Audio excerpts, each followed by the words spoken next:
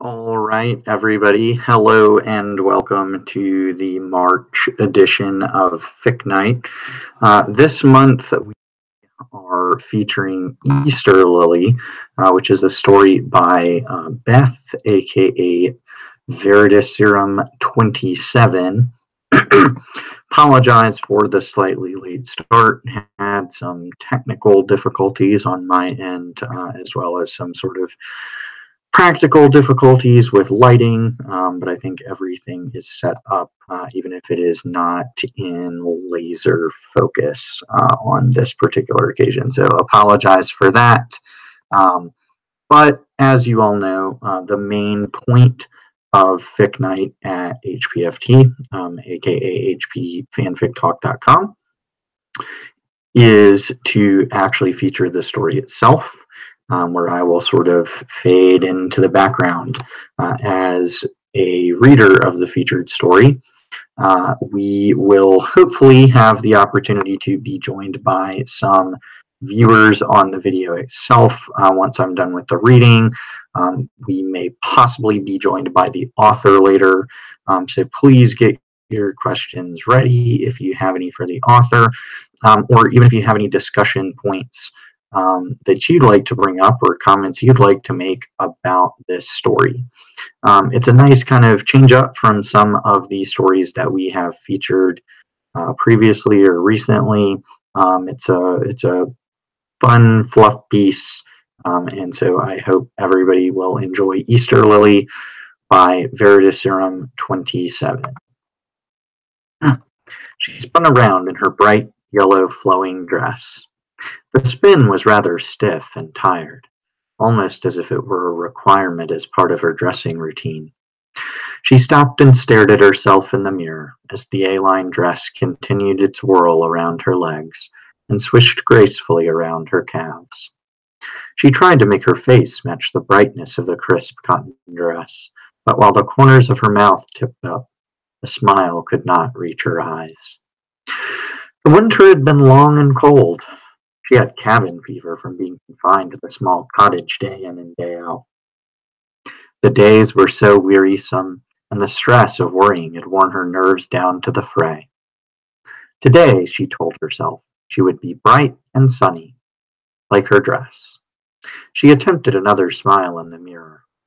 This one wasn't any more believable. "Hello, my Easter Lily." James's head appeared over her shoulder and his long, lean arms wrapped around her waist. "You look beautiful today," he whispered in her ear. She turned in his arms and rested her hands at the back of his neck, allowing herself a tired sigh. He pulled her closer, knowing that his words and his touch were all he could give her right now. He always called her by different lily flowers. This morning, like every morning when she awoke, James was looking lovingly at her and caressing her face. "Good morning, my calla lily," he always said. 2 years ago, when he proposed under the stars, he asked her to be his stargazer lily, forever and ever. And in the heat of the night, when they shared the most intimate love, he would profess his heart forever to his tiger lily.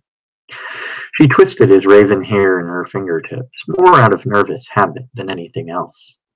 "Harry's first Easter," she said to him, meeting his hazel eyes and determined to make this day different than the hundreds that had preceded it. He nodded, catching her green eyes with his hazel ones. "Harry's first Easter," he repeated. "Shall we make it a memorable one?" A familiar glint blazed in his eye, and he couldn't suppress a wink.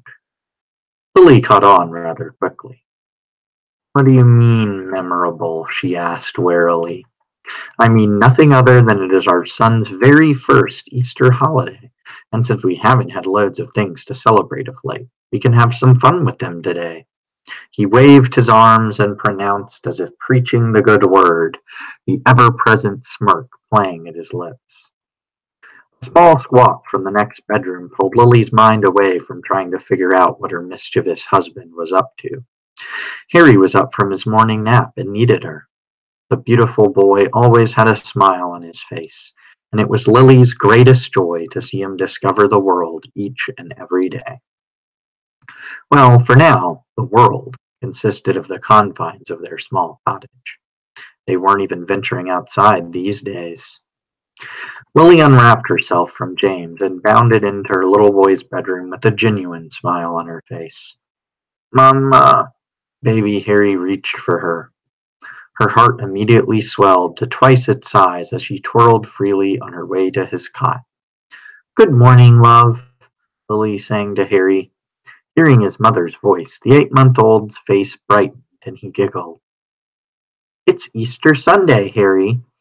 Lily picked up her son and lifted him high in the air, spinning him around with her. His giggles became louder until he started to squeal with laughter. She felt lighter as the yellow dress twirled out from her waist. "Your very first Easter. You've been a sleepyhead today." She pulled him down to her chest and peppered his face with light kisses. Her mood was lightening with every moment she spent with her son. She allowed herself a moment to just stare at her beautiful boy. She loved that Harry looked just like James. The messy black hair that she'd fallen in love with in her 7th year stuck out at odd angles for Harry, just as it did for James.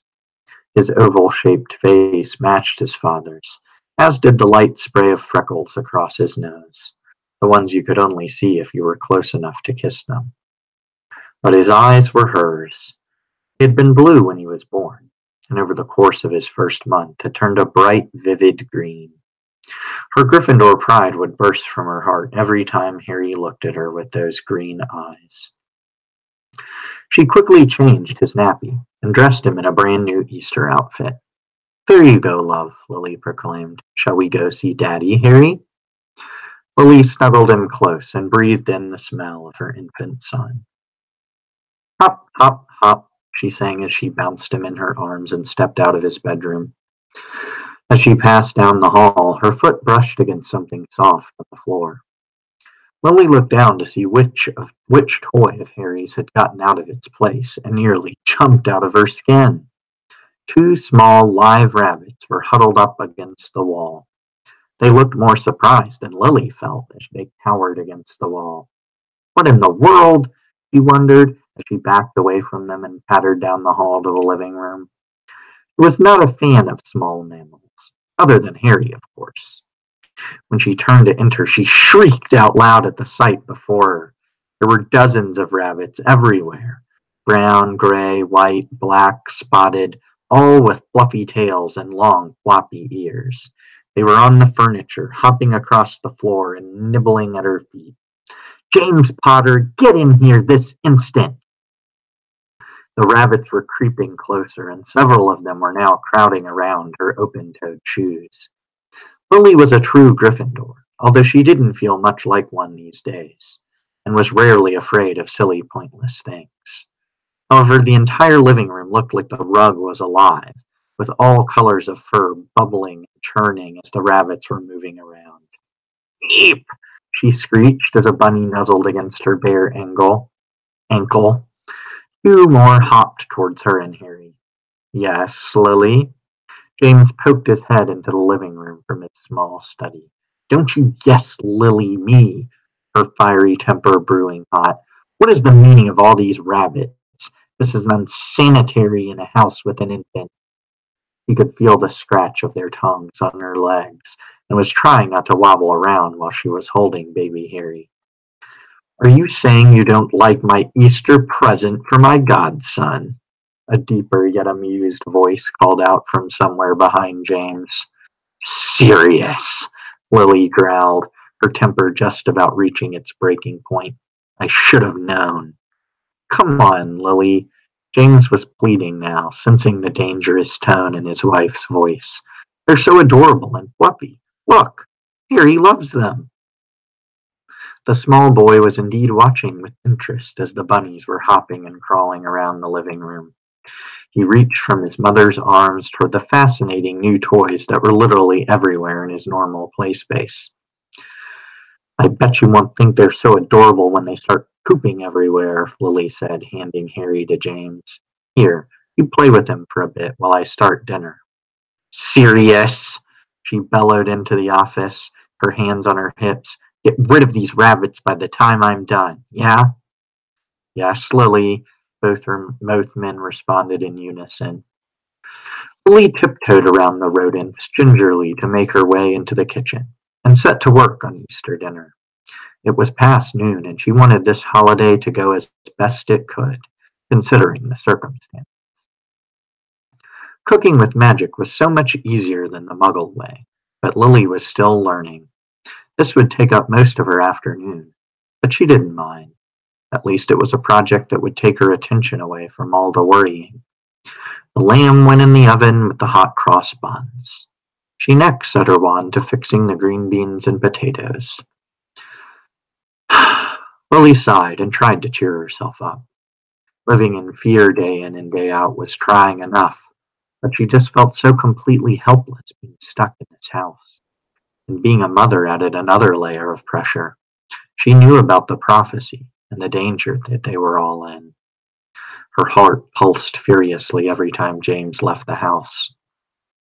She lived in fear for herself, her husband, their friends, but most of all, for Harry. After an hour or so, things seemed under control in the kitchen, and Lily left to go check on her children, all three of them. She found them sat on the living room sofa. They were too quiet. "What have you done?" Lily demanded to the two who could speak. At least the rabbits were gone. She would have to scrub the entire living room and hallway later. Sirius replied, "We made an egg hunt for Harry." "An egg hunt? He can't even walk, you idiots. How's he going to hunt for eggs?" "That's why we put them all on the floor," he added quickly. "Don't worry, we scourgified the room from the rabbits." His excitement was growing as he explained. "And crawled all the eggs." James was so thrilled that you would have thought it was his first Easter. Lily just shook her head. "Do what you must," she conceded, flopping her tired body in the overstuffed armchair. She could rest for a few minutes before she had to check on dinner. James sat baby Harry down on the rug that covered the hard stone floor of the cottage. Harry, excited at the prospect of freedom, pushed himself to his hands and knees and began crawling toward the wooden coffee table. Lily could see a bright blue egg resting near the leg of the table. Harry saw it too, and the baby boy headed determinedly toward it. When he was just close enough, his pudgy baby hand reached out to grasp his newfound toy. The instant his fingers touched the egg, it disappeared with a pop and immediately transfigured into a stream of bright blue and purple bubbles. The baby's eyes widened as he sat back on his bum and watched the bubbles float up through the air. He reached upwards for the last few that remained, but they too quickly popped.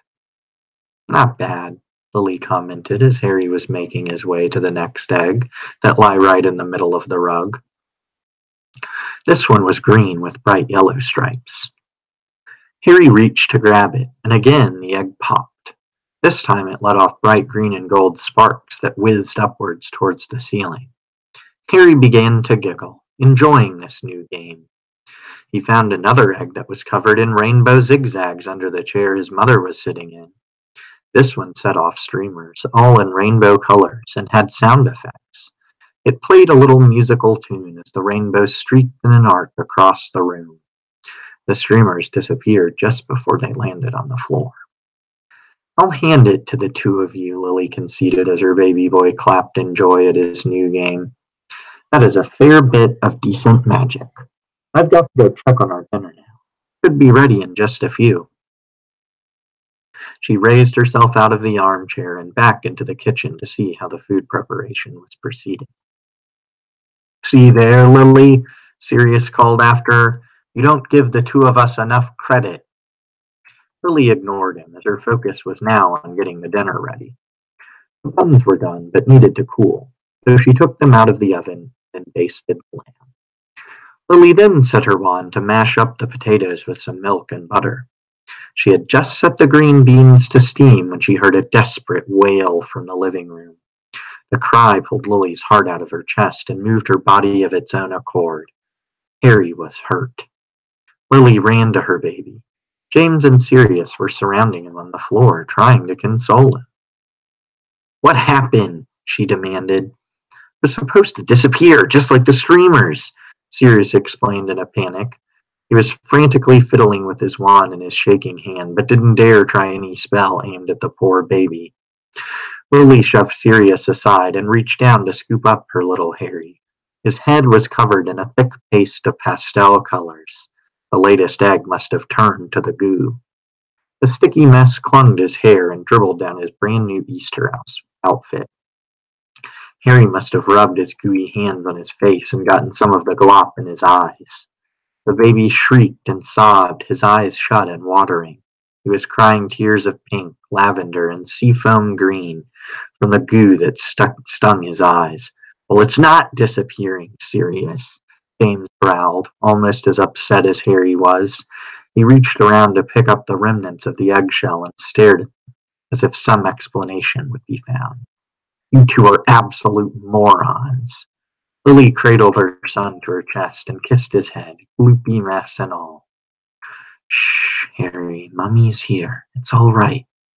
She conjured a damp cloth and gently rubbed the muck from his eyes with her thumb. She lifted Harry as she stood up and quickly moved down the hall to start a bath and get the paste off the rest of the little one. You think you can manage to get the dinner on the table while I take care of him? She called over her shoulder to them in disgust. James and Sirius looked at each other. They had wanted to wait for Remus to eat Easter dinner, and he wouldn't be along for another hour or so. However, neither of them would dare mention anything of the sort to Lily in her current state. James shrugged his shoulders and followed Sirius into the kitchen. After both Harry and Lily had changed clothes, her yellow dress was ruined, so she transfigured it into a more comfortable outfit. She returned to the kitchen, sat Harry in his baby seat, and then sat herself down. The food was on the table, and James and Sirius waited in silence for her. Neither one dared to look her in the eye, and Lily was still too fussed to give them any sort of reprieve. After the blessing, Lily set to getting Harry some food. Over the past month, he had begun to eat some grown-up food, so she mashed him some green beans and potatoes together. He made a funny face when she first fed it to him, but he seemed to really like it after the first bite, and ate everything up eagerly. Lily's mood seemed eased slightly as she fed Harry. He was so interested in this new food. She smiled fondly at him as he tried to take the spoon from her and feed himself. Well done, Harry, my boy, James proudly proclaimed from across the table. You love your first Easter dinner, don't you? He said it more to distract Lily away from being angry with him, and the contented sigh that escaped her lips as her shoulders relaxed and head tipped slightly told him that he was at least somewhat successful. The food smelled just as Easter should, with roasted lamb and fresh hot cross buns. As Lily fed Harry, she glanced over at James, who was chewing his food with a rather odd look on his face. He swallowed hard and his eyes are watering. Are you all right, James? She asked. Oh, fine, fine, he replied as he shoved another forkful of lamb and potatoes into his mouth and gagged. The dinner is lovely, Lily, Sirius said loudly as he took a tiny, tiny bite of the green beans and shuddered. He tried to cover it up with a smile that looked more like a grimace. Lily cocked her head. What's wrong? She turned to the food on her own plate and wafted it to her nose. It smelled all right. In fact, it smelled fantastic. She took a bit of lamb on her fork and raised it to her mouth. The instant the meat hit her tongue, the texture changed from a dense, salty meat to soft, melted chocolate. She was eating chocolate, but it still smelled like lamb. The two combinations were overwhelming, and she almost retched all over the table. She spit the lamb chocolate into her napkin. Ah, how awful! What did you do? She cried, trying to get the chocolate taste out of her mouth by eating a fork full of potatoes. No, don't! James shouted a bit too late. Instead of creamy potatoes in her mouth, she tasted gooey marshmallow sweetness. It was so thick that it stuck to her teeth and made them hurt. Ugh! What on earth is this, James? She spoke thickly, trying to swallow the gob of potato that had lodged in her throat. He looked sheepishly at her. "We charmed the food to taste like Easter candy," he admitted. "We thought it would be funny."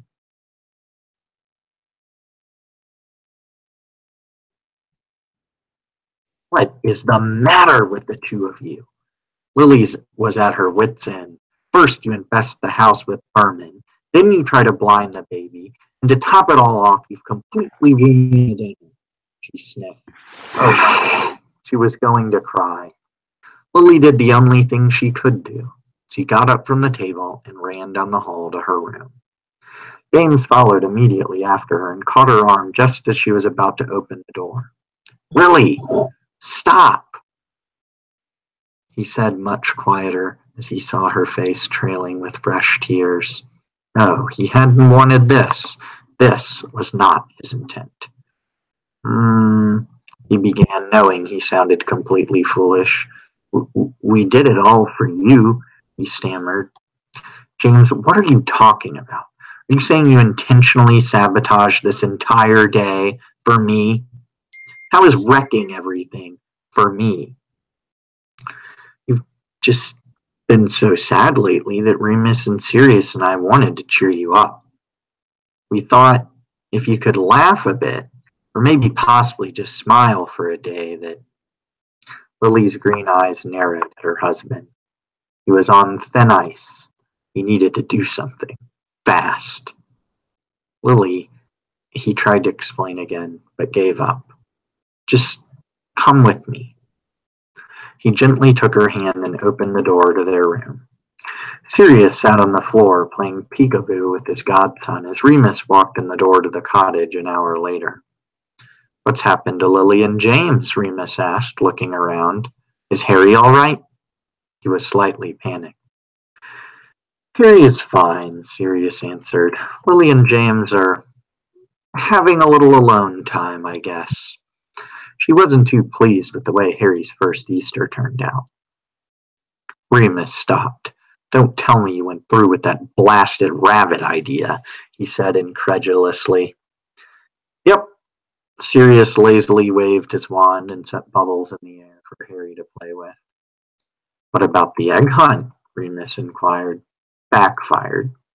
Don't even tell me you tried to charm the food. That was the worst idea of them all."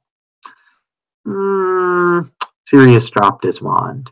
It had all seemed like a great plan to cheer Lily up, but now he realized just how inane all of his and James' suggestions had been. Hindsight is 20/20, I guess. "What about my idea? You know, the one that didn't involve messing with Lily's house or child or food." "Well, I've been in there for going on an hour now, so I think you've come out the big winner." Sirius grinned and lifted a tired Harry off the floor. He settled the baby into his arm and leaned back onto the couch to make both of them comfortable. Remus's belly grumbled from hunger, but he knew there was nothing worth eating, thanks to James and Sirius, so he just plopped himself unceremoniously into the armchair. "Remus came up with the idea of the rabbits?" Lily asked James in disbelief. No, that was pretty much Sirius. "And the food?" "Me." "What about the magic egg hunt mess?" "Well, Sirius and I sort of worked on that one together," James admitted. "So what role did Remus play in this game of yours?" Lily asked. James waved his arm around the meadow he had transfigured their bedroom into. The bright sunlight and blue sky overhead with puffy white clouds had an almost immediate effect of calming Lily down. The meadow was filled with lilies of all kinds, white, orange, pink, yellow. There were tiny lilies of the valley that lined a path to a clearing. Lily leaned back against James, closed her eyes, and felt the warmth of the sun wash her pale face. "This was Remus's idea?" she asked softly. "Well, he said that I should conjure a place that would make you happy, rather than play jokes. But the meadow and flowers were all me," James grinned, knowing he was at least somewhat vindicated. "It's beautiful, James," Lily said, and James folded his arms around her. "I love you, Easter Lily, he said. What about Harry? Lily moved to stand up, realizing she had lost track of time. We left him with Sirius. Oh, I think he's due for some one-on-one time with his godfather. James pulled Lily back down into his lap. Besides, what's the worst that could happen?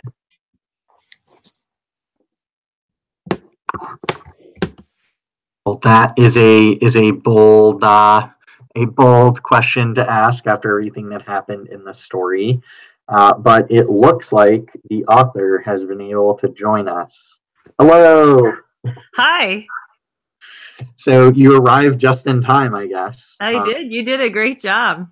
But thank you very much for the honor of being able to read your story. I enjoyed it the second time through. I think almost as much as the first time. Thank you. It was awesome. It's so cool to hear someone else read it. Well, it looks like we're connected here on the chat. Okay. We have someone who said it's very good. So there's some more compliments for the story. We will see if we get any more questions. Okay. But I will lead off by asking you some questions, I guess, while we're waiting to see if the chat box fills up.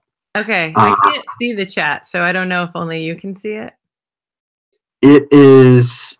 It's on like the actual page where people can watch the video.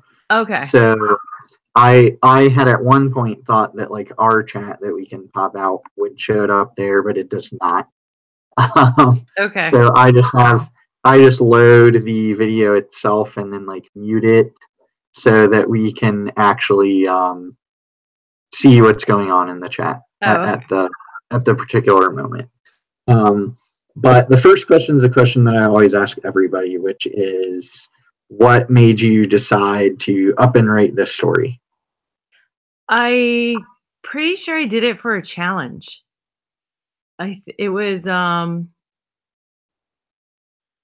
for a challenge. It was actually, I think, the second story that I wrote. I mean, I actually had started my novel, and then I wrote a story about Ginny trying to get a few minutes of alone time with 3 kids.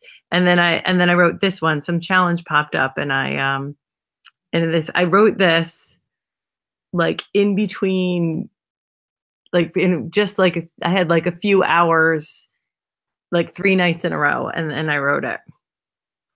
Gotcha. Well, I did not miss the challenge tag. Apparently, I went back and looked, but one thing I did not share with the public before you got here is that this story was actually the winner of a HP Fanic poll for best romance in the Marauders era. So yes. Congratulations for that as well.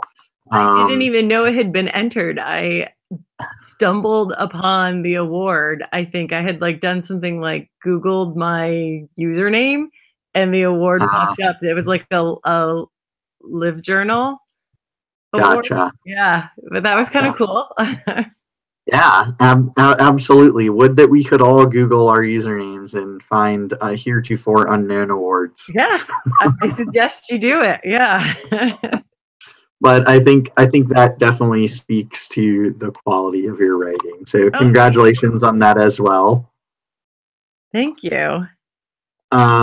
So we have some more comments. Okay. Deanna's joined us to say that the story was super cute.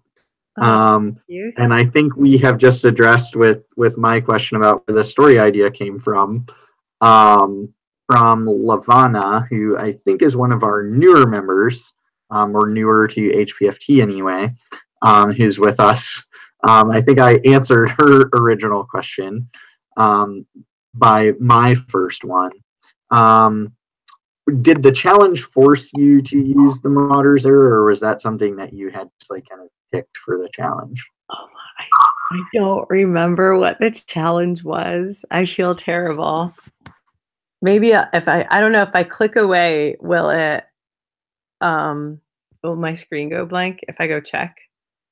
No, no, it should not go away. Your camera will stay on you. Oh, actually, you know what I can I do that thing where okay, let me see if I can find what challenge it was for. Because I think I forgot to tag it when I transferred the story over. Does that make Yes. sense? It does. It does, because I didn't see it. Because usually I lead with that if I see it. But Okay. I'm gonna try looking here. It says it was written for oh, it's right here. The Huffleclaw Raven Puff Extravaganza. okay. And so I originally wrote it for that. That had a word limit of 2,500 words. And then after that was over, I added a few things in that I had always wanted to put into it. So that And what were those things? I think originally I had I didn't have the part with the food. And Gotcha. I really wanted 3 different events that happened that ruined the day. Um, and I think the very ending, I had kind of cut it. I felt it was a little bit short and I added a little bit more with Lily and James in the meadow. So, Well, as a huge Jilly fan, yes, I know. I very much enjoyed the whole progression. Though I will say I was still caught off guard by Sirius popping up and it being deliberate beyond just James's idea. Though I shouldn't be surprised, I guess, right? Yeah. They had the best of intentions, I guess, but didn't really work Uh, out for them. So what made you come up with the idea of the nicknames that like why James decided to use all these nicknames? Was I'm this part so of his glad that charm you that read that that won before Lily I got over? online. Because um I was like, I read through it the other day and I was like, oh, that part's just a little weird. I guess I just was thinking, I knew I was going to call the story Easter Lily because I knew it was an Easter story, and it made me start thinking of all the other lilies, and so that's how I wanted to lead it off. And I thought James would think he was pretty charming with all of that, and Lily being pretty young fell for it, I guess, at the beginning. Uh, um, well, one of the things that I thought that you did so well throughout the story was like described not just the appearance but um, the emotion and kind of the feelings of certain things that happen, like capturing all the senses of these pranks gone wrong, if you will. Um, Anybody who's out there watching who may want tips on how to capture more than just the eye or the ear can do for you. You have any of those? I think that I go through when I write, I go through and I write kind of like what you said, like what I see. And then when I go through on the editing version of it, I kind of say, okay, I need to put myself there. Like, what is this person? What are they feeling? How are they, you know, definitely adding in the touch and the smell of things. This one actually had taste too, although it wasn't that good. So I definitely, as an author, make the mistake of just going in and writing like what you see and you know, a little bit of what the character feels, but I have to kind of pause and go back and do that. So I guess it happens in the editing round. Gotcha. Gotcha. Well, I will agree with what many are saying in the chat, which is that I thought the food aspect was like super clever. Oh, Uh, thanks. um, I'm not the only one to say so. Like I was saying, but I think even as it was happening, it kind of left it to the imagination, like which way it was going to go with the food. Like, was Harry just into the food because he's a baby, he doesn't have that many tastes, and Sirius and James were kind of like, oh, we can't say that Lily like cooked this nasty meal, Right.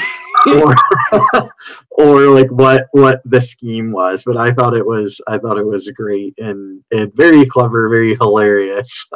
Thanks, thanks. I guess I was thinking Harry wouldn't know what mashed potatoes are supposed to taste like, so they were sweet, and babies would like sweet things. So Right. he thought it was awesome. Yeah. Do you have any plans to write any more stories of the kind of, I guess you'd say, James Lily Cottage Marauders era? I don't. I kind of have told myself I have to get the novel done.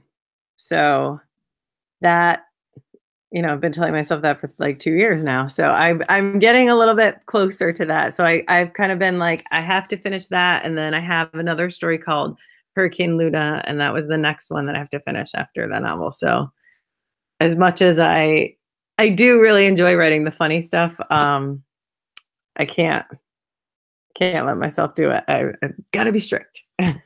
You're doing much better than me at setting these deadlines. I think rather than 2 years, I'm going on like 4 or 5 years, maybe. Well, it's been And 5 years since I started the novel. It's been 2 years since I told myself I have to get it done.